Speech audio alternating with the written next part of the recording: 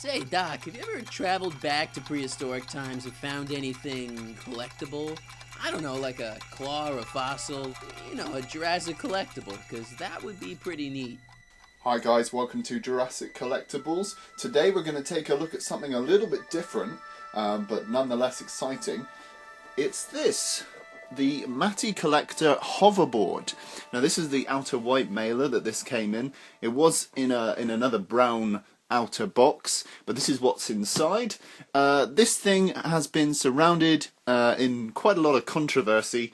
For those of you who don't know, the hoverboard is from Back to the Future Part 2, and this is supposedly a replica made by Mattel Collector. Now, the thing was, when they first advertised this hoverboard, they said it was going to be a screen-accurate replica.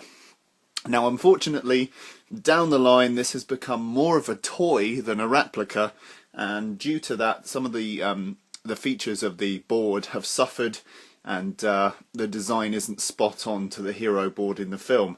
But to be honest, I really like it anyway, and I'm going to show you what's inside. So you've got a hoverboard on the front there. It says here includes mini hoverboard. So if you pre-ordered, you got one of these mini hoverboards with it. And on the other side it says adult collector.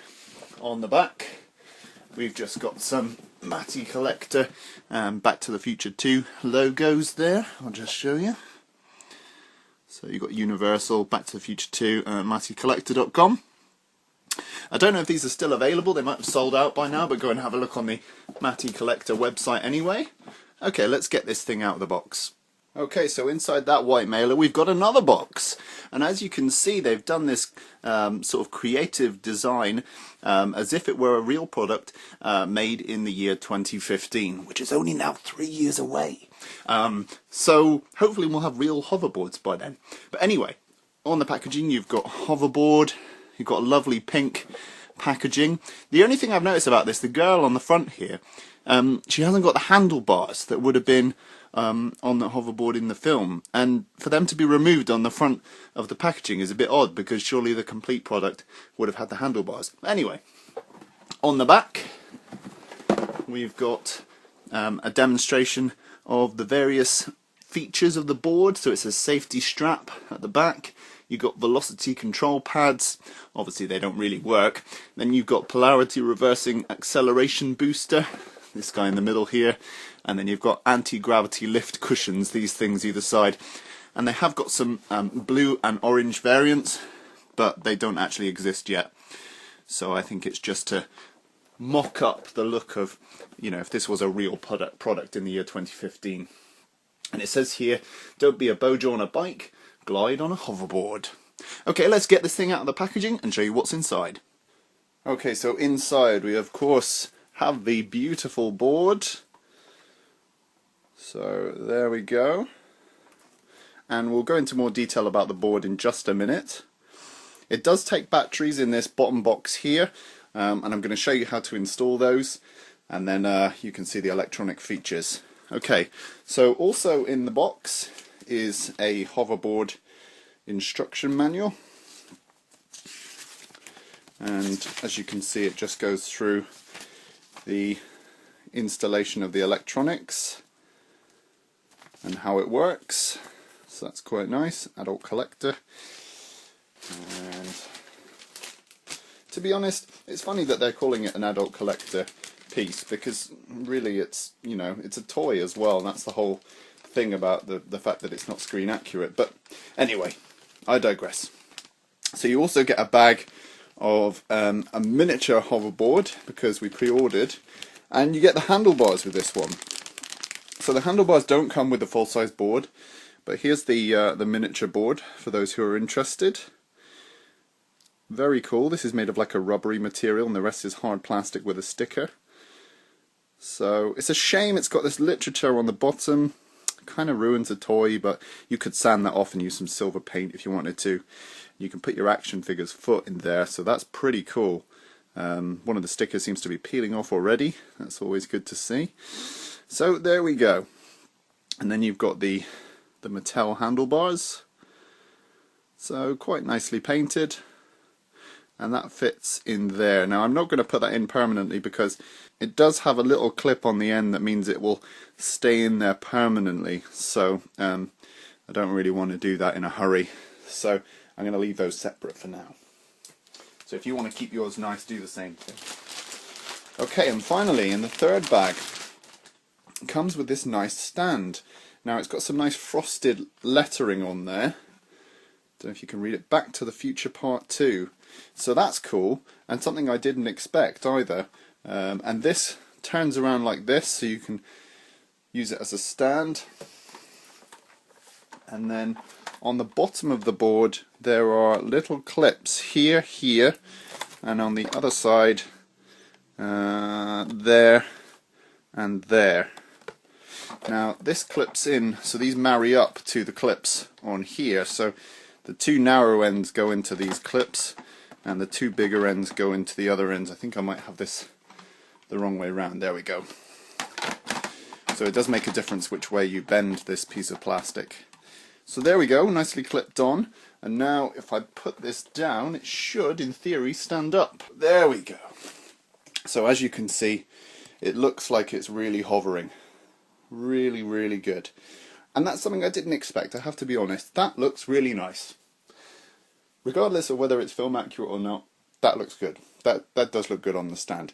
But, you know, it would have been nice to have had a completely film accurate one. Okay, so the board itself is pretty close to the screen used prop. Okay, I'll tell you what's not accurate about this. The design of the actual sticker is not accurate. The lenticular background here is not accurate. The layout of these stripes, I think some of these were Velcro and they're not on there, so they've used Velcro in some places but not in others. They've also sunk this Velcro in so that it's level with here, so that the Velcro doesn't stick up. I'm not sure it did that in the film. I think this border is too thick, or it's not right at either end, and I'm pretty sure it was beveled on most of the hero props. Also, the sticker is buckling a little bit. I don't know if you can see that, but as I run the light across it, you can see there's some buckling in the sticker, and this was present on a lot of the hoverboards. So, you know, for what you're paying, it's quite a lot. You should really be getting quality control on those sort of things. So it's a shame that Mattel let those through the net. But apart from that, it's a pretty good replica. On the underside, we've got, again, the sticker isn't 100% accurate, and the placement of these guys, if you look at the film used props, is slightly off. This design has been modified a little bit, and these distances are off. So despite them measuring a film used prop, they've actually made quite a few mistakes, and a lot of fans were up in arms about this. So yeah, just things to note before you make your purchase. What is cool is that these plates underside here are actually the same plates that you use to slide furniture. If you're moving house, you can get those panels that you put under furniture to help you slide it along carpet surfaces. This is the same material, so you can actually slide this thing along the surface, and that's pretty cool. You've also got this box here, which is where you keep the batteries, and I'm going to show you how to set up the electronics now. Okay, so here's what you'll need when you buy the hoverboard. It doesn't come with batteries, so you're going to need 3 AA batteries, and you're going to need a traditional Phillips screwdriver. I've got one of these long stem ones so that it's easier to get the thing out. Okay, so what you want to do is take both of these screws out. So here we go, just loosen these. And then you want to remove this box, and you'll see you've got a battery box here. Just make sure you've got the right ends, so the flat end go with the springs. 1, 2, and 3. Now when I first got mine, it didn't actually come on. I had to shake the board around to kind of get it to work. I don't know if anyone else has had this problem, but yeah, there's a few things with this board that have made fans disappointed. But there's no on and off switch on this thing, but it is pretty cool once it gets up and running. So, put this back on, use your Phillips screwdriver to tighten back up.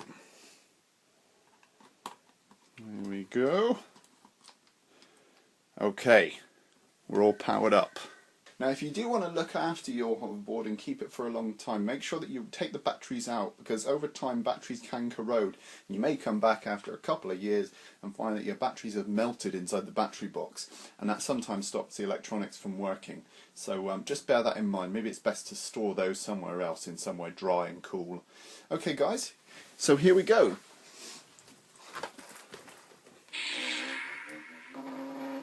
So as soon as I turn the board over into a flat position, it makes a hovering noise. Now as I move it around, it makes swooshing noises.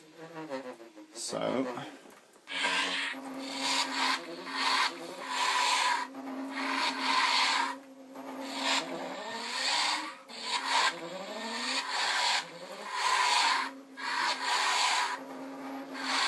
now when I stand the board upright,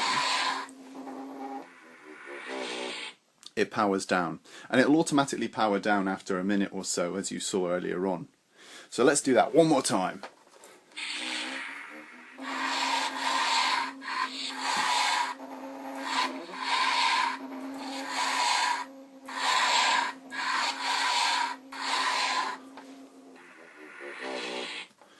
One more thing to mention about this board is that the foot pad turns. It's actually on ball bearings, so it's quite smooth, and it's got a grip tape here and also a strap, so you can put your foot in there. Now I wouldn't recommend you stand on it because it's quite weak plastic. Oh, there it goes. And also it's quite hollow, so just be careful. It's also got the hole for the handle, so whether Mattel will release the handlebar or not, who knows. But there we go. Okay, so comparison time. Here I have the hoverboard.org.uk. If you want to check out the review, I'll put the link below for this one that I made a couple of years ago, or might have been a year ago. And then I've got the Mattel. Now this hoverboard.org.uk you can't get hold of anymore, and it's such a shame because it's a brilliant board. And the stripes on it are actually accurate. They're made of Velcro. The actual design is to scale. It's been measured. So it's just generally better than this one. Here's the underside, and you can see, so you can compare the undersides. The other thing that this one has, you can see the distance apart on the pads is much more, so that's what I was saying about this gap that's been adjusted by Mattel, and this box being made bigger so it can fit the batteries. The other thing about this one is it's got the nice shiny lenticular material. It's not screen accurate, but it's closer than the Mattel board. I mean, the Mattel board, the lenticular pattern is too big. This one also has the foot pad. The actual foot strap is furry, like it is in the film, and also the bevel around the edge is more accurate than the distance of the design from the edge. So this one looks more like the Hero board. Also the inside of the hole where the stand goes in was actually painted black for this one. It looks more film accurate. So in terms of which board I prefer the hoverboard.org.uk, but in terms of the features, I love the ones in that board. If I could combine the two, then that would be perfect. But unfortunately Mattel, I think they just need to do a version 2 that's more film accurate. It seems like they rushed this job. You know, and they've done an okay job, but I would say I prefer the film accurate one. Okay guys, rate, comment and subscribe. Did you get this hoverboard? Let me know what you think, and I'll see you in the next video. This is AJ Locascio, the voice of Marty McFly in Back to the Future the game. You're watching Jurassic Park Collectibles.